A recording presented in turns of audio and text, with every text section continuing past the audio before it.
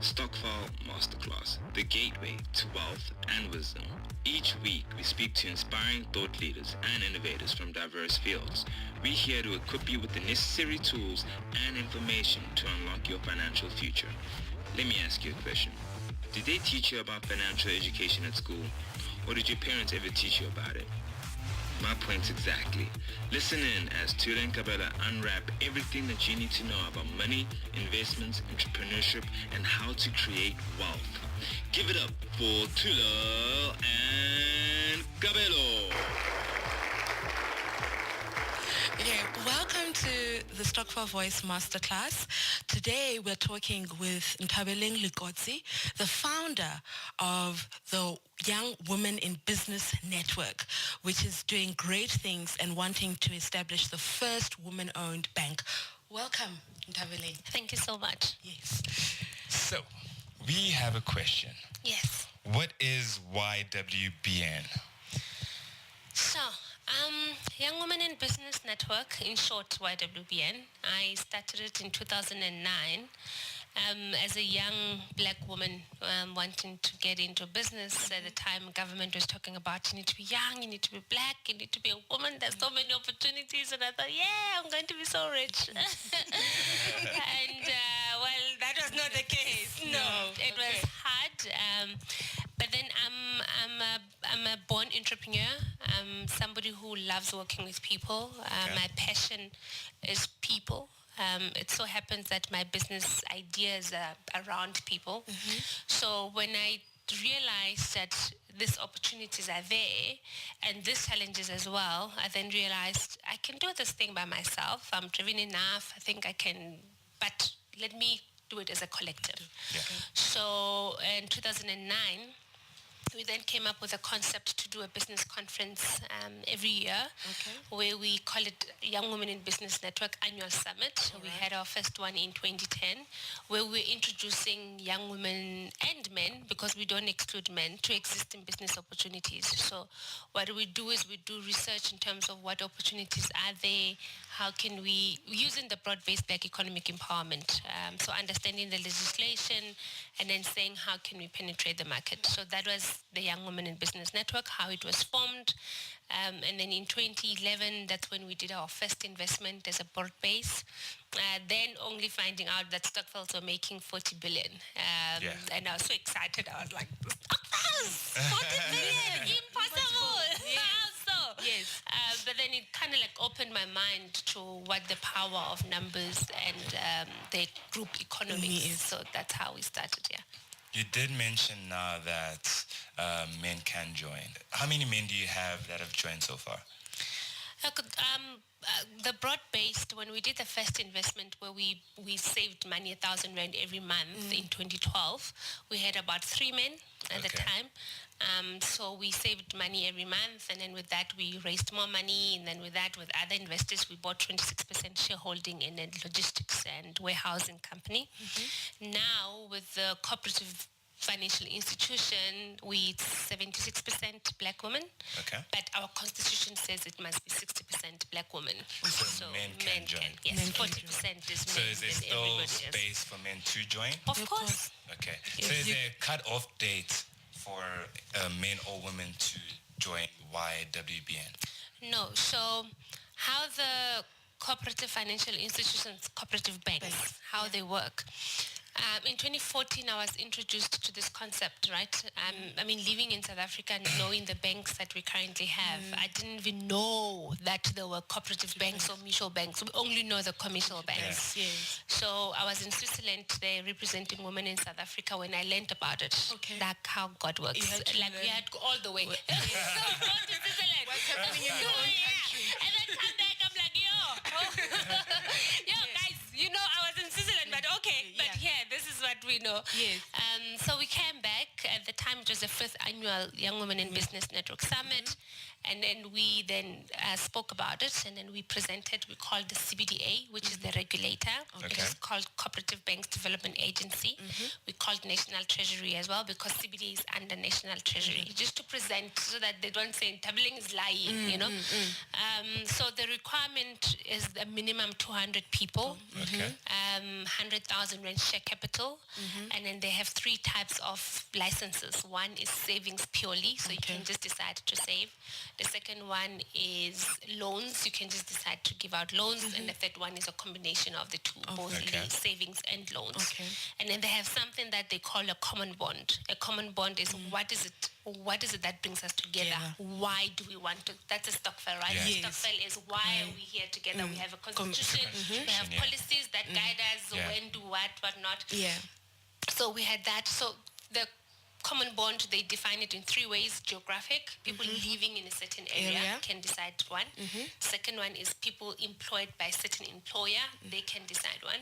The third one is association. So YWBN is an association. So the good thing about association is that anybody anywhere in the world can be a member of YWBN and therefore participate. The other 2 are restricted. If I'm geographic and I happen to move, then I fall outside of that. Same as employer. So that's the same. All right.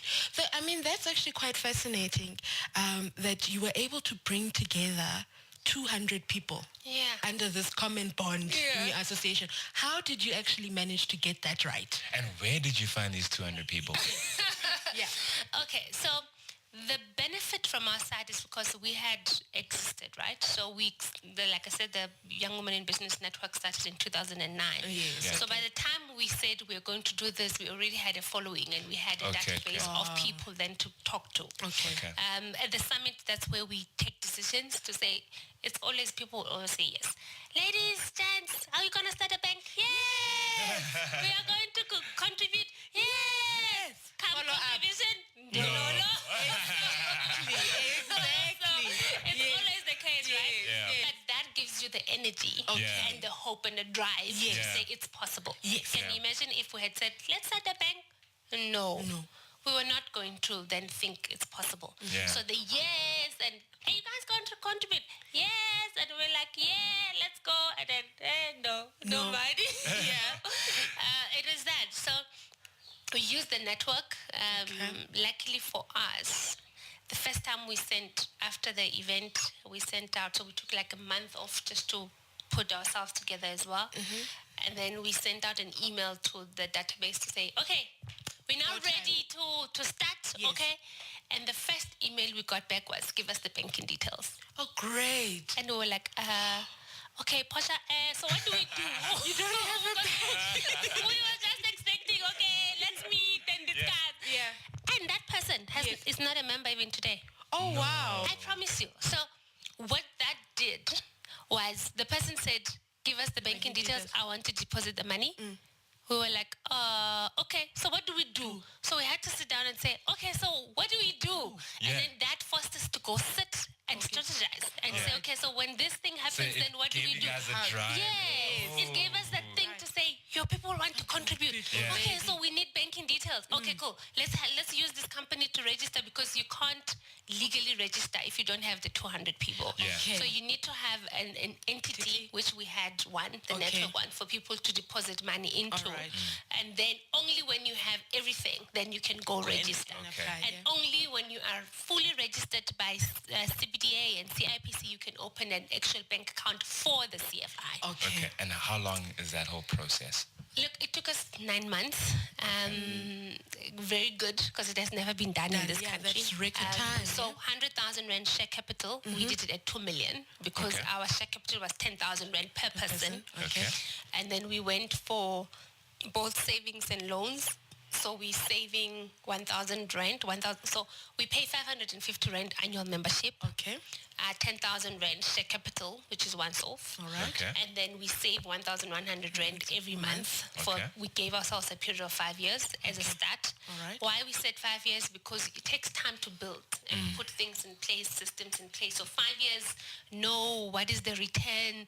Every profit we make or returns, then we reinvest. And then the loans, we we then said, there is no bank in the country that supports black entrepreneurs in particular. So we are positioning ourselves as the bank to go to for entrepreneurs when they have work. To say, YWBN, that's where I'm going to get my funding. So we give business loans of up to 350,000 Rand. We started with the first loan in 2016 in August. So yeah. And then your interest rates, paying back the loans? So it's 2.5%, which is the cheapest rate you will get. I'm so proud of that. Just so you guys know, you heard. 2.5%. 2.5% per month. Yes. So we have a quick loan, which is over 60 days. So that person will pay, if they take the 60 days, they'll pay 5%. So 6 months, it will be 15%. 12 months, if you pay on time, you'll get up to 27%. Okay. Absolutely great. I mean, you shared with us then in terms of how one becomes a member, the registration fees and your contributions. But currently, I know you guys are in the process of becoming that mutual bank. So what are the steps you're currently taking and what are the challenges that you're facing perhaps in that endeavor? So the biggest challenge for me or for us in the office is there are inherent challenges or risks that, for instance, trust. People don't know who we are, so that's inherent. There's nothing we can do about that. It's, for us, it will not be a challenge. It will be a given. It has to happen. The Reserve Bank requiring a minimum 10 million for a mutual bank. If you're going to take deposits from people, you need to have reserves in case something happens. Is it a challenge? Is it, for us, it's a requirement. Could it be less? Yes, it can be less if they choose to. But the biggest challenge is finding it's very expensive to put an application together because not every day in South Africa we have banks being opened up. So I'll give you an example. When we first contacted the Reserve Bank and we were saying, hey, we're a cooperative financial institution. We want to register as a mutual bank. Can we have a meeting, please? And the answer was no. Go to one of the audit firms. We don't talk to you. We're a regulator. And when they say go to one of the audit firms, it's a cost because it's consultants. So that's what I would say is the challenge. I think they must find somebody internal that can answer questions when we have, that can answer. So those were the things. So they found us that would say, I'm going to show you. We don't give up. No, Sam, are you closing that door? No, window is there. So you are not going to do that to us. We'll show you. So those are I think the biggest challenge because it's very expensive. I mean, it's costing 10 to 15 million just to put together an application. And purely because it's such a rare, it's only a few companies that can do it. It's not everybody that can do it. So that would be the biggest challenge. But other than that, other things is you need to work. We strongly believe in working and starting small and then growing. We take into account that not a lot, if there isn't black people that have started banks, besides Bontate Mutonyani, Dr. Sam Mutonyani of African Bank, and VBS, of course, and them. So it's those challenges, but it's the challenges that we are facing because as black people, we are changing that narrative. So being the first black, the first this, the first that, it means that you are now breaking the barriers. That are there. Now we know, we're able to say to others, hey, this is how you do it. It's possible. You know, this is how we do it because this is how we've done it. And we don't know what's going to be required because step 8, but we are got step 4. And for us to move from 1 to 4, this is how we've been doing it. So, Okay. No, that's absolutely great.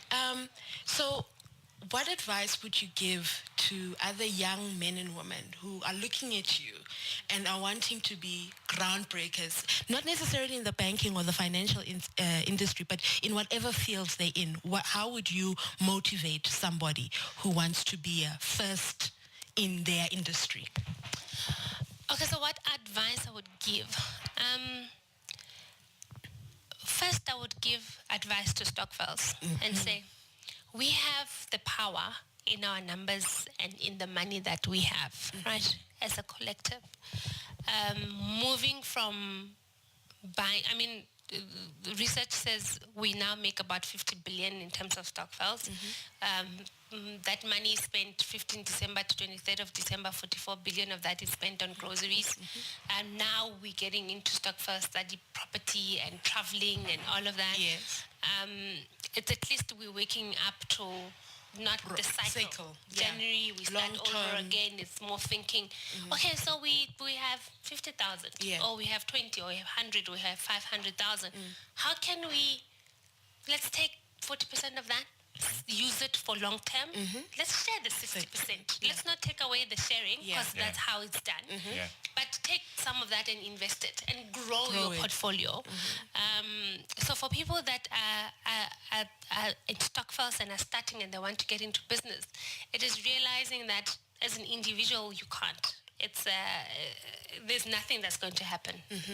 We will not change anything. It's in us working as a group that we're going to change things. It is in us saying I personally believe, I want to be, when we go for business opportunities, I want to be the young black woman, the only one in that room. Okay. Or two. That's me. I prefer that. And I do that because I understand the benefit of me being a black young woman in South Africa. So I understand what opportunities are there for me as the only black, or the 2, 3 in that room. I don't go to opportunities where there's a room full of black people. Then that is saturated. We want sectors or industries where there are none, where a white person wants to know who I am because they want to partner with me because I'm black. And over and above, I'm black, I'm qualified to do that. So that is the advice. It's the biggest challenge now with the young people in particular is that we still hustling for food on the table. We're still hustling for the basics, which is good. The low-hanging fruit in business, go for that, for food on the table. Because I strongly believe entrepreneurship is you need to cover your basics. You need to know you are full, you have a place to sleep, the basics. You can operate, you can make the calls, you can get to the meetings, or you will be totally frustrated. So if you cover the basics, are you good? If it means, like, I'll give an example. I cut my hair because I knew I did not want to spend the little money I had on my hair, because I preferred my hair in a certain way. So because I can't afford that hairstyle, I did T-scop, and I lasted for like a year. Going out with friends, before we leave, I'd be like, who's paying? Because I knew I could not afford to pay restaurants. So those type of sacrifices that a person needs to, you have to make the sacrifices because you don't know where the next money is going to come from.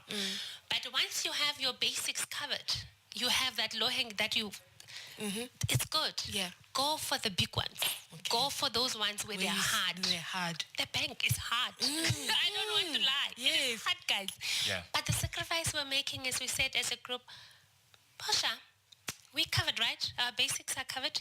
We're going after that bank. Because going after the bank, in a short period of time, it's all the sacrifices, no money, no luxury, no nothing. But once we get in, then we know we're then going to grow and then grow into other things. And there's no turning back. So, when do you guys think you guys are going to be officially a mutual bank? So we don't know. The South African Reserve Bank... We don't know. So what they said to us is, now that we have submitted, they're going to go through our application, and then it will be back and forth questions. So if they request information, if we take a month to respond, we've lost a month. So it really depends on the relationship between the two. So there's no set period, So what's the biggest challenge to becoming a mutual bank from now? From now? The current we don't know. So we know. So because we don't know what the Reserve Bank is going to come and ask us. We don't know. Not sure. Because we have submitted what we think is the first step. They are going to ask us questions. If they come and ask us things that we don't have yet, maybe we're going to sit and say, yo, guys, we need to figure it out. How do we now do this one? So right now, we don't know. Okay, so do you know of any other mutual banks out there in South Africa that are currently running? If it's not women, men, or a taxi bank or whatever? So they have, now VBS is out. We had 3 Okay. We had VBS. We have Grahamstown. Yeah. We have Finbond, and the newly registered is Bank Zero. We will be number 5. Okay. So do you speak to any of the other mutual banks for advice, just to see? No. Is it just your competition? My own competition? Funny enough, it's not supposed to be like that because the difference between a cooperative bank, a mutual, and a commercial is that cooperative banks are encouraged to cooperate. So you work together. There's no competition. Yes. It's that you work together. A mutual bank is a combination of cooperative and commercial. So you still have the mutuality element to it. So what we did when we started with the cooperative financial institution, we went and visited the other because they were open to us going and learning from them. When we did, I know I requested a meeting with VBS, I requested a meeting with Finbond, and we never got the response. We carried till this day, dololo. But I really am. I find it very encouraging, that you, despite all odds, you're like, it seems impossible, but I'm going to prove the fact that it's not impossible. And it's hard, right? Yes. But it's the minute you decide, we decided long time to go for the hard ones. We prefer the hard ones. We prefer where we cry ourselves to sleep. We prefer to be rejected and be told that, who are you? You can't. Like they've told us so many times. So we prefer those ones. It is our strategy to say, that's where we're going, because there's a lot of black people. What's there? There's nothing. We already have a representation there. Yes. Go to other markets where there are none. I mean, you see it. When you go, you're like, no, Posha, no, this is our to play. Okay. We are. And then we prefer it that way, Yes. And that's how we like cry. We prefer crying ourselves to sleep because we want to achieve something. That's amazing. So for those who don't know, right, what are the benefits of starting a mutual bank or joining a mutual bank? Sure. So cooperative banks in South Africa, they are very new. In the other countries, they're big. Yes. Like in Kenya, they call them SACCOs. So there is a multi-billion rand industry. Shillings in Kenya, And the benefit there is that your interest would be low on your loans. Your interest on your savings will be higher. You share on the dividends. Here you have to buy JSE. There you are automatically a shareholder. So you get to be part of this thing. And the products they offer and like the benefits are just so much. And here, because of the opportunities, we would, in terms of our strategies, when you have a bank like that, it is just a matter of time before you are represented in every sector, because you move with this shareholders to this, you end up owning different industries. So that is then the benefit of just having me going to a commercial bank, and I don't even know their dividends. I don't, because I didn't go to JSE to buy shares there. It's a whole, it's those benefits that here we have not woken up to.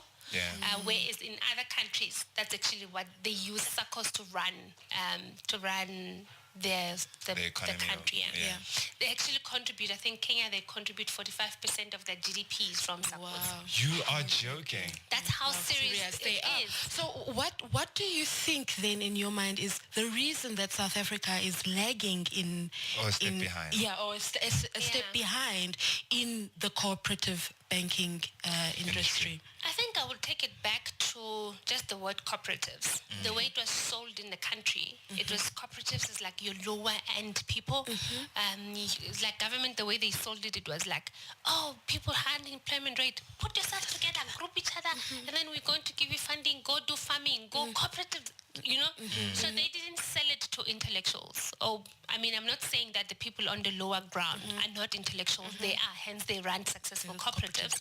However, they didn't sell it, they didn't make it attractive to us because they made it sound like it's government programs down there, which is not. It's supposed to be government programs through the value chain. That's why even now we still do cooperatives, So they started, that's where they went wrong. So it's the mindset, because then people took it and and they boxed it in a certain it's for way. grassroots level development. And you're like, but it's not for grassroots. It's not just for them. It's for all of us. That's what they should have said.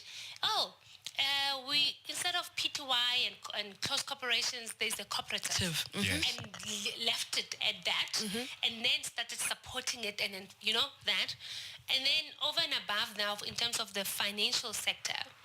It's the bodies, the government bodies, entities that are supposed to be educating people, and they're not. I mean, people think I came up with the idea. No. I would like to make them you're just one of the few who got it right. I was like, really? A bank? Yo, we're going to own a bank. And I understood it. Because it's a Stokvel, guys. It's a highly regulated Stokvel. And this is something that black people, we do with our eyes closed. You don't have to explain to me. All I have to do is say, Tommy, how to join a Stokvel? Oh, cool. And get regulated. And I think because what I like in terms of chatting with you, your determination and the hard things and the hunger. Because the unfortunate thing is we've dealt with other Stokvels who have wanted to go the cooperative route. And I think a lot of the frustration that they have is the red tape that's there. But you are proving it that with determination, you can do it, and it takes your Stokvel to a higher level where you can do bigger and greater things. I mean, when we went with Portia, my business partner, and I talk about Portia a lot because we did it together. And we went to CBDA, the regulator, and we said to Osno Madelo, and we said to her, but why 200 people? But why? Hey, red tape, what? And her answer was simple. Get inside and fight the system when you are inside. We're like, so that's how we fight it. Okay. We're going to get inside. You know what I mean? I mean, when we were still recruiting and we had about 180 people or something like that. How did the recruiting process go? Which database, where did you find these ladies that actually wanted to join? The network. That you had built. So was it in South Africa? Okay. So we do have now people that have had us that are in Lesotho, Botswana, Swaziland that have joined us. We have South Africans that are in Sweden that are part of us. So it's really different people, but because it's a network, it's easier. And then we'll be invited to events and say, Ntabeleng, come and talk about the bank and whatnot, and then we go and then we talk about it. So when with Portia, we were told, you can't, we'll be going. That's what we're going to do it, And then we find, we have a lot. If we can make money out of people that say we want to start the CFI, would be rich. Would be our basics will be covered. Because everybody loves the idea of having it. The minute they realize the work that goes into it, then it goes silent. And we're like, okay, but we're still carrying on. It's hard, but we're still carrying on. So it's the vision where you want to see yourself. Other people are happy with where they are, and it is okay to be happy where you are. But if there's an opportunity for you to grow, why not grow? Grow, and then join each other. Because we can't. We can talk about the mutual bank all we want, but if black people don't support us, it's going to fail. Simple as that. We can overcome these challenges all we want. If black people do not support us, we are going to fail. It's standard. So that's what we do. Thank you so much, Ntabeleng, for your time. Thank you so much for your courage, your bravery, and the wisdom that you've shared with our listeners today. And we will keep an eye out for that mutual bank, and we will spread the word that all Stokvels, this is the way to go. This is the way to go. And when we do launch, we have to get our license. So you see, our mind is already already there in the future, Let the process take its place, okay? So we're planning to launch. So what are we going to do? Where are we going to do? All of that. So that when times are hard and we don't see the light, we can get an email or a phone call. Everything changes. Like we celebrate the small things. We celebrate and it's always like, yay! They responded. Okay. Then we start all over again. So it's the encouragement, is the interviews to say the affirmation that you guys are on the right track. So when it is really, really hard, really, because it really, really, really gets hard. It's the small things, the humanity things that when our people are famous, then it takes it all the way. So how can people follow you guys on social media? What are your handles there on Facebook, on Twitter? What are your handles? Okay. First, they can contact us at info@ywbn.co.za. That is info@ywbn.co.za. Or call us on 087-550-3212. On Facebook is Young Women in Business Network, Cooperative Financial Institution. At Twitter is at YWBN CFI. Fabulous. Thank you so much once again. Thank you for contributing to our pool of wisdom and wealth. My pleasure. We have to sign off. Oh, yes. Thank you for joining us. Please subscribe to our YouTube channel so that you can see more of our episodes as well. And you can follow us on Facebook at Stokvel Voice Media, on Twitter at Stokvel Voice, and on Instagram at Stokvel Voice. Thank you. Until next time. Goodbye. You obviously liked our show, so please do share it with friends, family, colleagues, neighbors, bosses, ex-bosses, and kids. Follow us on our social media pages at Stokvel Voice or Stokvel Voice Media. To see more content, please log on to our website at www.stokvelvoice.co.za. See you same time next month. Goodbye. You listening to Stokvel Voice Podcast, your gateway to wealth and wisdom.